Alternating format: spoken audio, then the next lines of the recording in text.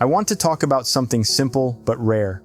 In a world that measures people by what they own, how much they earn, or how loud their success looks, there is something far more powerful. Being chosen for who you are. She didn't choose my wealth. She chose my flaws, my honesty, my dreams, and the way I keep getting back up. She saw the human being before the numbers, the heart before the status. And that choice made without conditions changed everything. Because real love isn't impressed by riches, it's moved by truth. She chose me when there was nothing impressive to point at. No numbers that could speak for me. No proof that I was a good investment. Just a man standing where he was carrying what he had learned and still learning what he was carrying. She didn't ask what I owned. She didn't ask where I would be in 5 years. She didn't weigh my future like a transaction. She looked at me the way you look at something fragile but real, and she stayed. There's a quiet fear many people live with, even if they never say it out loud. The fear that love is rented, not given, that it stays only as long as the conditions are met, that if the lights go off, if the money dries up, if the shine fades, so does the affection.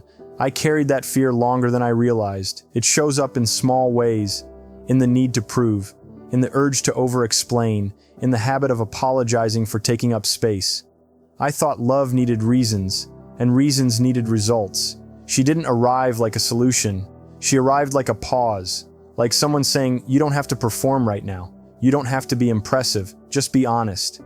And honesty is dangerous when you've been taught to hide your uncertainty, when you've learned that value is something you earn, not something you are. I didn't know what to do with someone who wasn't negotiating. I remember moments that would have gone unnoticed by anyone else. Conversations without agendas, silences that didn't feel awkward. The way she listened without preparing a response. The way she noticed the parts of me I tried to smooth over. The doubts, the rough edges, the unfinished thoughts.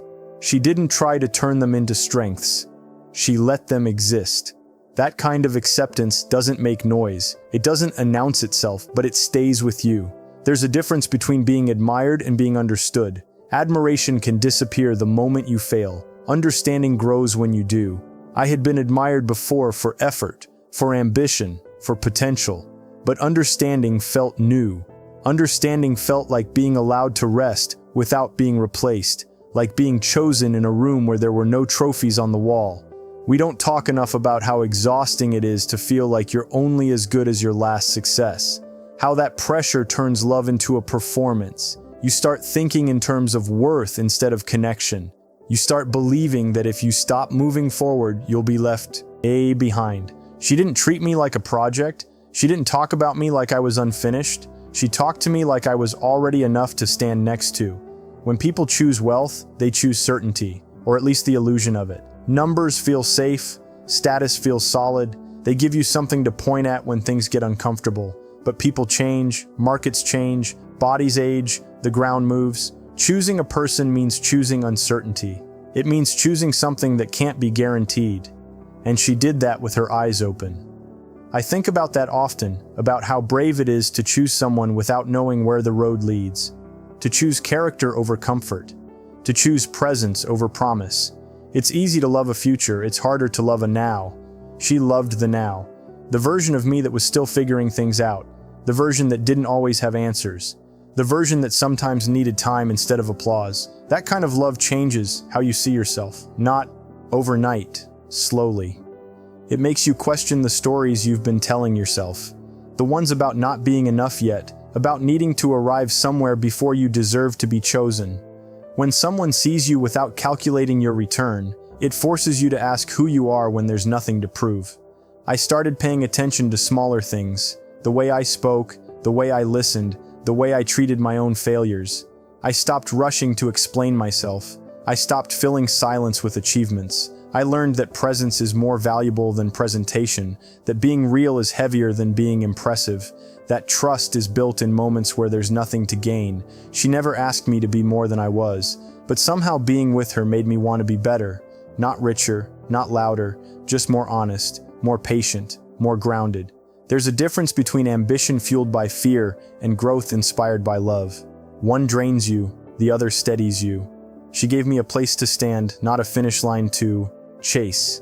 I've seen what happens when love is tied to wealth. It becomes fragile, conditional, always watching the numbers, always afraid of loss.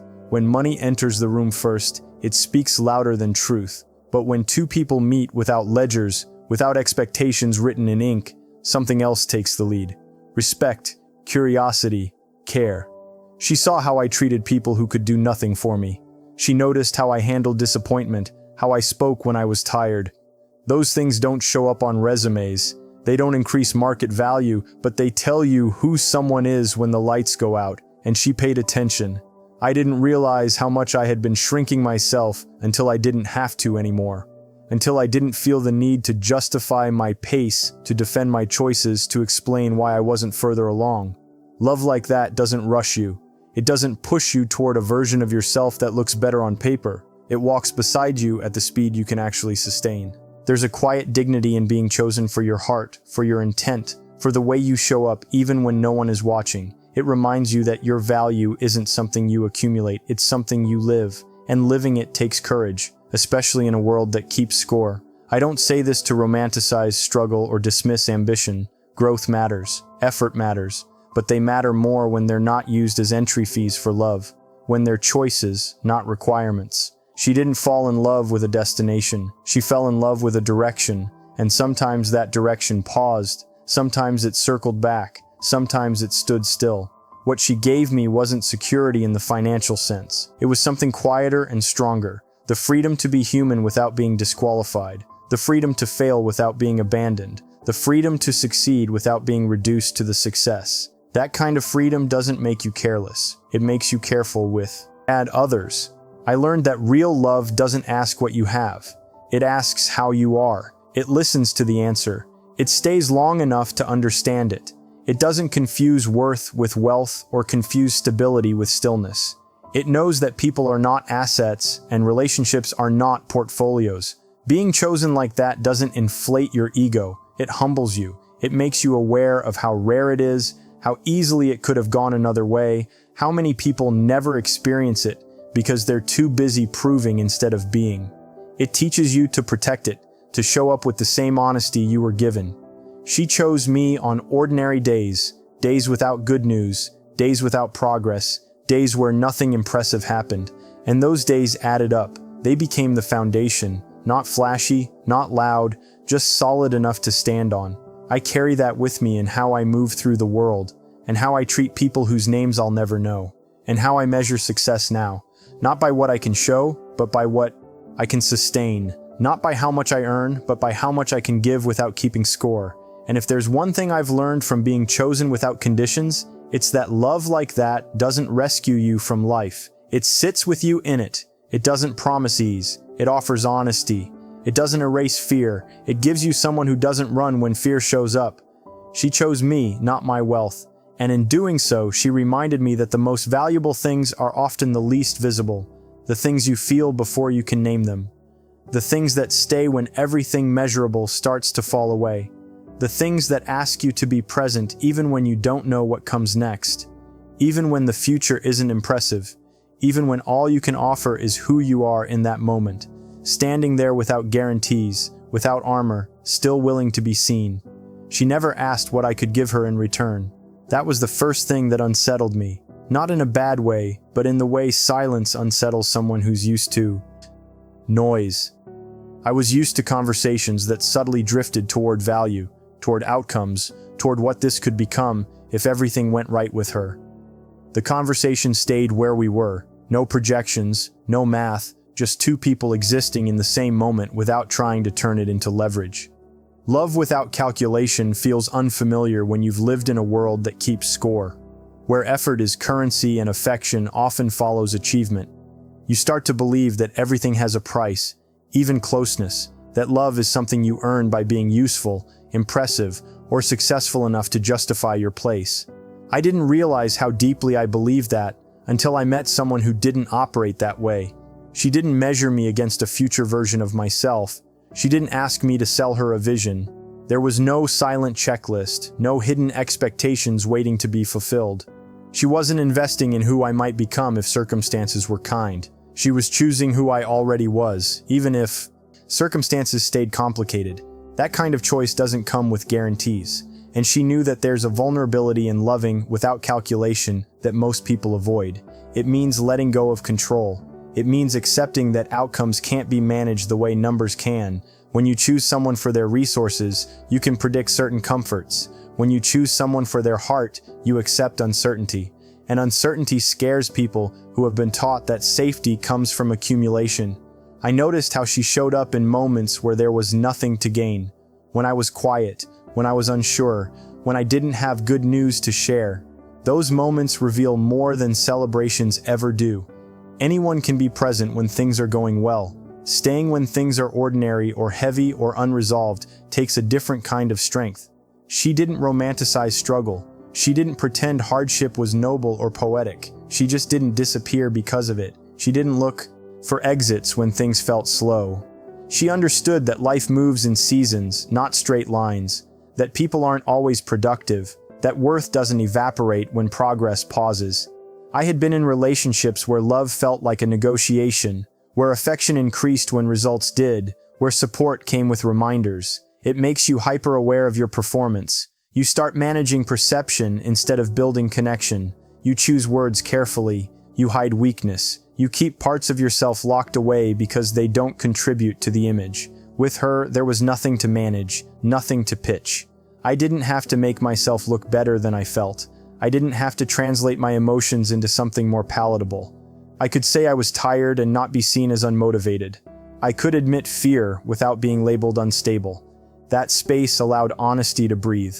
Love without calculation changes how conflict feels too. Disagreements weren't about winning or losing ground. They weren't about power. They were about understanding. There was no threat of withdrawal hanging in the air, no sense that one wrong move would reduce my value. When you're not constantly protecting your position, you can actually listen. I realized how much energy I had been spending proving I was worth staying with. How that effort quietly drains you over time. You don't notice it at first because it feels normal, like part of adulthood, like responsibility. But it's exhausting to feel like love is conditional, like it's always one missed expectation away from disappearing. She didn't attach love to outcomes. She attached it to presence, to how we treated each other on days that didn't matter to anyone else. The small decisions, the way we spoke when no one was watching. Those things don't show up in success stories, but they build something steadier than success ever could. I began to understand that calculation creates distance. It turns people into risks to be managed instead of lives to be shared. When you're always assessing return, you're never fully present. You're half in the moment, half in the future, waiting to see if this was worth it. She stayed in the moment. That taught me something uncomfortable about myself, about how guarded I had become, how I equated independence with self-protection, how I kept parts of myself reserved just in case. Love without calculation asked me to lower those defenses, to stop treating connection like a contract, to accept that being chosen didn't require constant justification. There's courage in offering love without keeping track, in giving without mentally recording what's owed.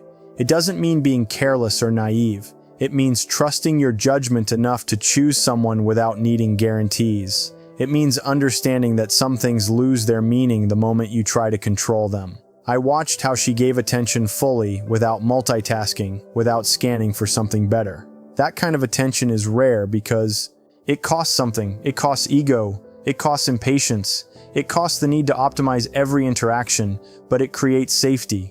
And safety allows people to show up as they are, not as they think they should be. I didn't feel like a role I had to play. I felt like a person. And being treated like a person reminds you how often the world doesn't do that, how often it reduces you to function or potential. Love without calculation restores complexity. It lets you be more than one thing at a time. She wasn't indifferent to ambition. She just didn't confuse ambition with identity. My goals didn't define my worth to her. They were part of my story, not the whole thing. That distinction matters. When someone only loves your direction, they leave when the road changes. When someone loves you, they walk with you, even when you're unsure where you're headed. I learned that calculation is a form of fear. Fear of loss, fear of being wrong, fear of giving more than you receive.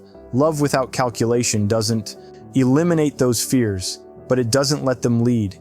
It chooses connection anyway. It says, this matters, even if it costs me something, and that choice has weight. It changes how you carry yourself. It makes you more deliberate, more careful with other people's trust. You stop seeing relationships as transactions and start seeing them as shared responsibility. You become aware that how you show up matters more than what you bring. She didn't love me because it was convenient. She loved me because it felt true. And truth doesn't always align with strategy. It doesn't always make sense on paper, but it holds up in real life, in quiet rooms, in long conversations, in moments where there's nothing to show for being there except the fact that you stayed, that you listened, that you didn't try to turn love into something measurable, that you didn't reduce a human being to a calculation, that you chose presence over profit, connection over certainty, a person over a plan.